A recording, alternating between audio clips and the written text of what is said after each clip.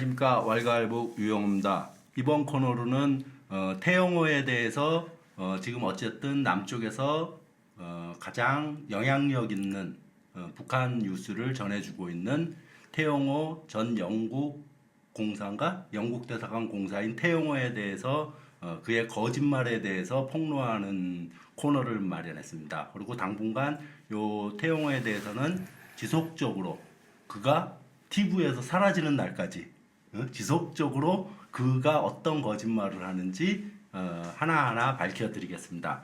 그리고 요거에 대해서는 저기 함께하는 홍강철 씨가 사실 지금 원고를 이미 상당 부분 완성이라 그래야 되나 써놓은 상태에 있어요. 그래서 태영호에 대해서 일단 원고를 왜 쓰게 됐는지부터 한번 얘기를 들으면서 같이 풀어나가도록 해보겠습니다. 네. 하늘나라는 모두 내 집이라고 생각하는 홍광철입니다. 어쨌든 제가 태영호뿐 아니죠. 이 종편에 나오는 모든 탈북자들 보게 되면 정말 전 분노하게 되거든요. 그런데 이 태영호는 특별히 더합니다. 태영호는 어려서부터 정말 북한에서 모든 배려를 다 받으며 살아온 사람이거든요. 그런데 자기가 살아온, 그리고 또 북한에 태영호의 가족들도 있고 부모, 형제, 친척들이 다 있습니다. 친이들도. 그런데 자기가 살아온 그 땅, 그리고 자기가 자기를 공부시켜 주려고 정말 북한은 전민적 그런 소위도 안 하니까 북한 노동자들이, 농민들이 돈을 벌어서 그 돈을 가지고 나라에서 더 훌륭한 인재를 키워달라고 나라에다 이렇게 키워달라고 하는 거잖아요. 그런데 태영호 같은 경우 그렇게 북한 인민들이 벌어준 돈 가지고 외국 유학도 하고, 유학도 뭐 태영호는 2번씩이나 했거든요. 그리고 생이 전 거의 모든 시간을 외국에서 보냈어요. 그런데 자기가 살던 그 고향과 자기 그 부모, 형제와 친척과 친구들과 이런 사람들을 정말 그 노예로 취급하는 거, 그걸 보면 그 사람의 인간성에 대해서 볼 수 있는 거죠. 사람이 아무리 돈이 필요하고 정말 돈으로 먹고 살고 싶어도 그 돈 벌기 싶어도 그렇게 살면 안 되는 겁니다. 네. 일단 그래서 제가 그 태영호 그 책을 썼을 때 삼층 서기실이 아무라는 그 책을 썼을 때 그 책을 제가 우중 사서 읽었어요. 읽어보니까 다 거짓말인 거예요, 다. 그러니까 제가 너무나 이게 그 분노한 거죠. 그래서 제가 그 책을 쓰게 된 겁니다. 예. 일단 뭐 태영호 다 아시겠지만은 2016년 8월 17일 날 한국에 입국을 했고 영국에서 이제 있으면서 북에서 그에게 적용한 범죄는 국가기밀누설, 자금횡령, 미성년자 강간죄 이 3가지 죄목으로 영국에다가 그 송환시켜 달라고 했는데 영국에서 CIA 통해서 한국으로 들어오게 한 그런 사람입니다. 먼저 태영호의 뭐 그가 한 말은 너무나 많고 그 책에서 자기 쭉 쓴 것들이 있으니까 그 중에서 그 태영호의 학력 부분에 대해서 일단 어떤 문제점이 있는지 그가 발언한 것, 그가 책에 언급한 것 그거에 대해서 좀 지적하는데 먼저 홍광철 씨가 먼저 그 태영호 학력에 대해서 뭐가 문제인 건지. 네. 저는 뭐 북에 살아보지 않았으니까 그냥 보면 일반인들 보면 다 믿어버릴 테니까. 그쪽 학교 제도에 대해서 정확히 모르고 있기 때문에 일반인들이. 태영호는 그 18살에 평양국제관계대학을 갔다고 썼어요. 책에다. 국제관계대학. 네, 평양국제관계대학에. 우리 한국에서 그 로스쿨 있죠. 근데 고등학교 졸업하고 로스쿨 못 가잖아요. 대학 졸업해야 가죠. 네, 그렇죠. 근데 태영호가 18살에 평양국제관계대학을 갔다는 거는 18세 국제대학에 갔다. 고등학교를 졸업하고 로스쿨로 갔다는 말이에요. 그러니까 4년제 대학을 졸업하지 않고 로스쿨 갔다는 말이거든요. 이게 어떻게 됐냐면 북한의 교육 체계는 3가지로 되어 있어요. 태영호는 2가지나 책에다 썼더라고요. 근데 태영호는 군복무를 못 해봤으니까 그러니까 얼마나 모르는가 봐요, 북한 사회에 대해서. 나보다도 모른단 말이에요. 그러면서도 무슨 북한 전문가야. 나와서 계속 개 같은 소리나 짓거리고 있고 말도 안 되는. 그리고 그 사람 강의하는 건데 강의하는 것도 내가 들어봤어요. 보니까 그 어디 그 주어도 없이 그럼 무슨 북한 전문가야? 난 참 그 사람이 북한에서 간부했다는 거에 대해서도 나는 진짜 그런 사람이 어떻게 저런 게 간부를 했나 이렇게 다 생각할 정도예요. 예. 북한의 교육 체계는 세 가지로 되어 있거든요. 예. 우선 일반 고등교육 체계가 있어요. 그러니까 일반적으로 무슨 그 소학교, 중학교 뭐 이렇게 그 뭐 고급 중학교 졸업해서 대학까지 졸업하는 그런 교육 체계, 그 일반 고등 교육 체계거든요. 예. 두 번째로는 군사 교육 체계가 있단 말이에요. 예? 군사 교육 체계가. 그다음 세 번째로 되는 게 당 교육 체계, 당 간부 양성 교육 체계란 말이에요. 당 간부 양성 교육 체계는 그거는 당문이어야만 갈 수 있는 거예요. 당문이어야만. 당원들을 상대로 한 교육. 네. 당 간부를 키우는 거잖아요. 그러니까 노동당원이 돼야 가는 거예요. 거기는. 네. 그런데 태영호 이 아저씨가 18살이잖아요. 18살에 국제관계대학 갔다 하거든요. 평양국제관계대학은 당 간부 양성기지예요. 저도 책에다 썼어요. 당 간부 양성기지라고. 네? 그런데 이 아저씨가 18살에 갔다는 거잖아요. 18살에 입당했어야 돼요. 근데 자기는 국제관계대학을 다니는 과정에 돌격대에 나가서 뭐 석 달인가 어쨌든 돌격대에 나가서 밤에 나가 일하고 입당했대요. 세상에 그렇게 입당하는 건 없거든요. 북한에.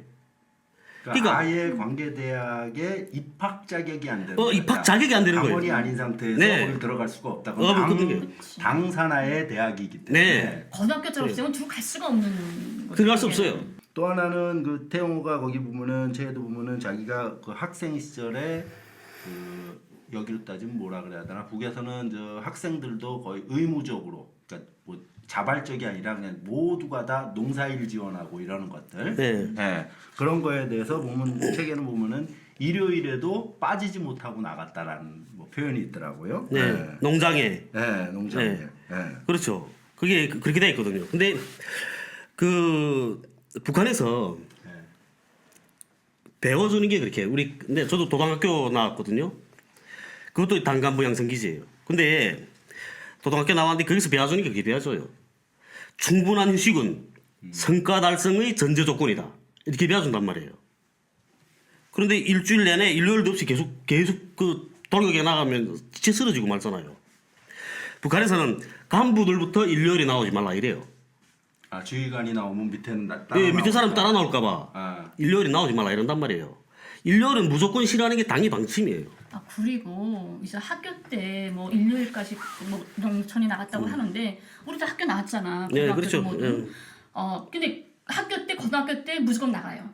농활 여기서 농활이라고 하나? 그리고 농촌 지원을 나가요. 여기는 이제 자발적으로 머내기 때 하는 하고 거고. 가을고지 때 한 달씩 가요. 기본 머내기 때 네. 나가요. 네. 가을고지 때 안 가는 데도 많은데 머내기 때 한 달씩은 다 그 학교가 의무적으로 가는데 거기서 건강이나 힘들어요, 아파요, 그러면 그 점 다 빼요.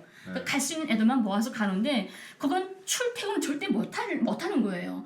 그 한 학급이 통째로 어떤 니나 농장에 가서 니 선전실이나 이런 문화회관 같은 데를 숙소를 잡아서 거기서 다 같이 자면서 같이 밥 먹고 일 나가고 거기서 생활을 하는 거예요. 그 일주일을 일하고 북은 원래 월요일부터 토요일까지 일하는 건 그 법이에요. 직장이든 농촌이든 뭐든 다 월요일부터 토요일까지 일을 해요. 그 일요일 하루를 휴식하거든요. 그래서 토요일까지 일을 하고 일요일은 무조건 휴식을 해요. 일할 수가 없어요, 그거는. 왜냐면 일주일 일했으면 뭐 빨래도 하고 씻기도 하고 널기도 하고 뭔가 충전을 해야 일을 또 할 거잖아요. 일요일날 일 시킨다는 건 말이 안 돼요. 어린 애들 학교에서 어떻게 일요일날 하고 집에서 뭐 출퇴근 공부하다가 농촌 나간다? 있을 수도 없고요. 그 한 달 동안 농촌 지원은 무조건 농장에 나가서 자면서 농사를 하는 거예요. 그러니까 이렇게 일주일이 7일이잖아요. 네. 7일이면 그 금요일까지 일하고 그다음에 토요일도 일은 해요. 그렇지만 토요일은 정치일로 이용한단 말이에요. 정치학습. 토요일에는 정치학습. 예, 북한이 하루 8시간 노동제잖아요. 네. 근데 토요일은 8시간 일 안 해요. 정치학습 한단 말이에요. 생활총화, 강연회, 학습 이런 걸 해요. 뭐 세포총회도 하고 이런 걸 한단 말이에요.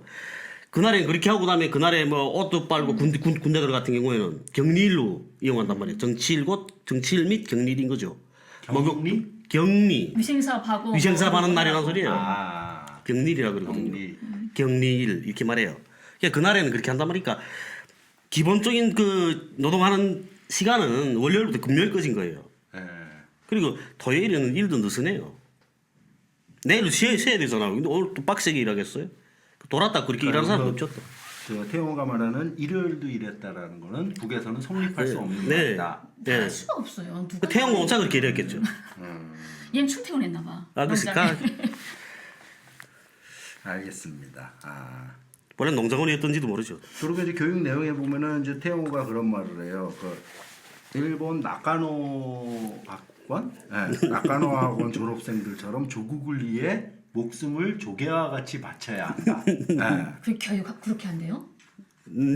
태영은 그렇게 썼어요 책에. 아 참고로 그 저도 이거를 보면서 나카노 학원을 알게 됐어요. 몰랐어. 나카노 학원이라는 것이 1939년, 39년인가 8년에 어쨌든 그 일본에서 그 태평양 전쟁 직전에 만들어진 그 비밀 암살 파괴 뭐 비밀 첩보 활동하는 네. 그런 조직으로서 육군 산하에 있었고 육군에조차도 비밀로 군 내에서도 비밀로 붙여진 그런 이런 뭐라 그러지 암살 뭐 자단 그런 비밀 네. 조직 비밀 윤비오 첩보. 유포 그리고 뭐 요인 암살 이런 하는 걸 거고 자료에다 찾다 보면은 이우락 역시 거기 출신이라고 나오더라고요. 뜻밖의 이우락이 거기 출신인지 알았습니다 덕분에. 예, 어쨌든 그런 거를 교육을 한다 북에서. 예.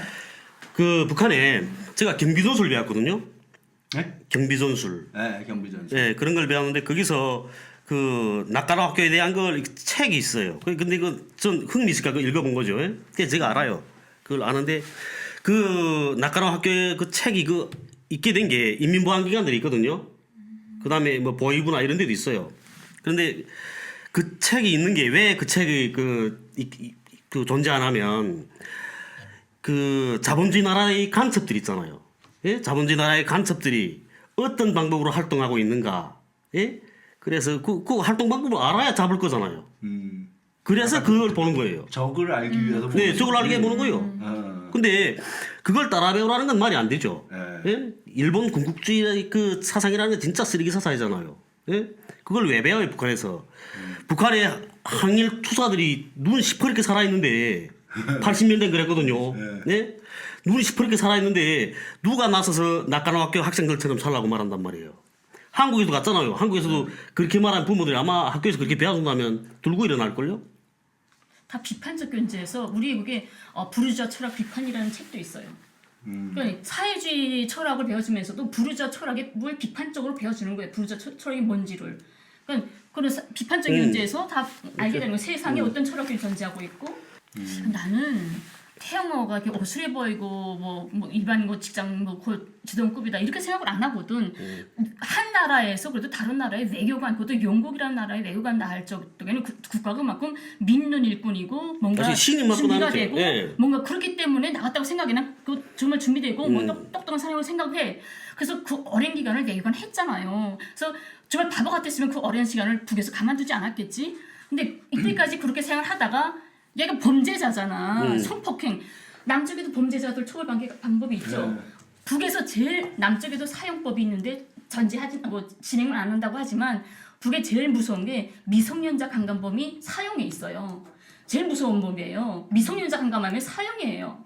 북의 법에. 근데 이게 다른 것도 아니고 미성년자로 강간했잖아요. 태영호가. 그러니까 이런 범죄를 순간 실수로 범죄 저지르고 북에 가면 처벌받을 것 같으니까 어떻게 살아야 되지? 이러다 나니까 순간에 바보가 돼서 미국에 이런 손잡고 오다 나니까 이렇게 바보가 지금 와서 말하는 거는 나는 이 사람이 자기 신념에 따라서 자기 우사에 맞는 말을 한다고 생각 안 해요. 어쩔 수 없이 미국에 손잡고 왔기 때문에 이 사람은 쓰든 달든 미국에서 하라는 대로 나갈 수밖에 없다고 생각해. 그렇죠. 그러니까 태영은 똑똑했겠죠. 똑똑했겠죠. 그랬으니까 그런 그 신임도 받고 그러니까 지금 했겠죠. 변신술도 쓰는 거죠. 똑똑하니까 변신술 쓰는 거지. 그러니까 태영호 말이 왜 논리에 맞지 않고 그 똑똑한 사람이 그치. 제대로 말할 수 있는데 논리에 안 진실해서 맞잖아요. 그래. 그러니까 그 이유가 거짓말하기 때문에 맞아. 안 맞는 거예요. 맞아. 거짓말하기 진실했거든. 때문에. 아. 자기 생각을 정말 주체적으로 자기 생각을 딱 생각해서 자기 생각을 그대로 터 말하게 되면 그리고 논리가 맞는 거죠. 똑똑한 사람인데. 근데 그 사람 강의하는 사람 내가 동영상을 봤다는데 어처구니 없어서 봤는데 이게 앞뒤가 안 맞아요. 난 정말 격분한 게 자꾸 격분되네. 짜증나는 게 뭐냐면 태영아가 와서 뭐라고 하냐면 영국에서 남쪽 드라마를 봤다는 거야. 드라마를 보면서 자본주의에 대해서 남쪽에 대한 환상을 가지고 탈북할 생각을 했다. 이런 말도 이렇게 해요. 근데 정말 웃기는 게 북에 남쪽 사람들한테 제가 물어봤어요. 북에 영화 몇 개 보셨어요? 5개 판 사람 할까? 한 명도 손 못 들어.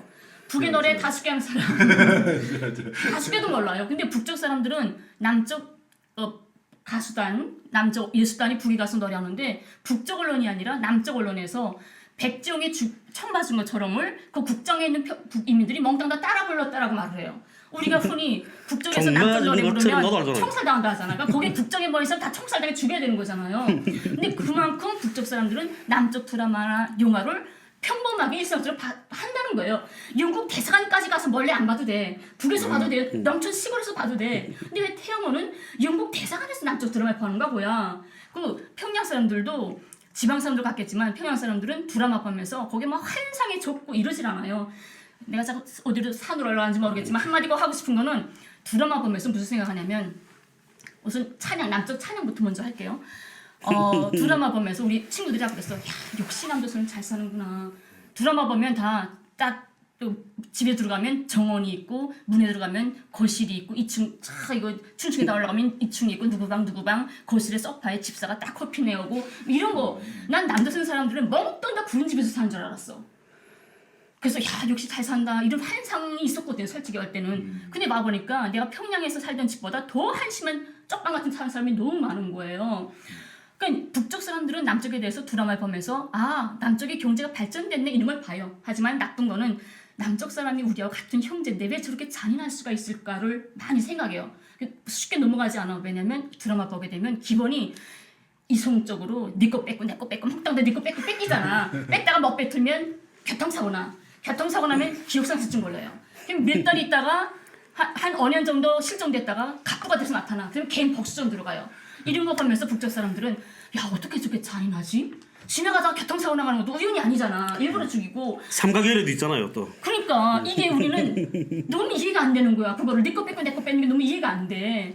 그래서 그냥 그렇게 비판적으로 봤지. 야 남조선 다 살고 싶다 이런 생각 안 해요. 태영은 진짜 바보 같은 게 아니 남조선 드라마를 보고서는 남쪽에 대한 유혹을 가지고 왔다. 이게 완전 뻥인 거예요. 할 얘기가 참 많아요. 태용호도 저도 이제 좀 보면서 무척 할 얘기가 많고 그렇습니다. 예. 오늘 태용호 학력에 관해서 좀 더 얘기할 게 뭐 더 있나요, 강철 씨? 얘기할 건 많죠. 근데 오늘은 이 국제경제대 하나만 가지고 다 까버려야죠. 국제관계대학. 태영호 죽었다 이제 너. 그렇죠. 맛있는 거 아까 먹을 거야. 다시 나오지 마.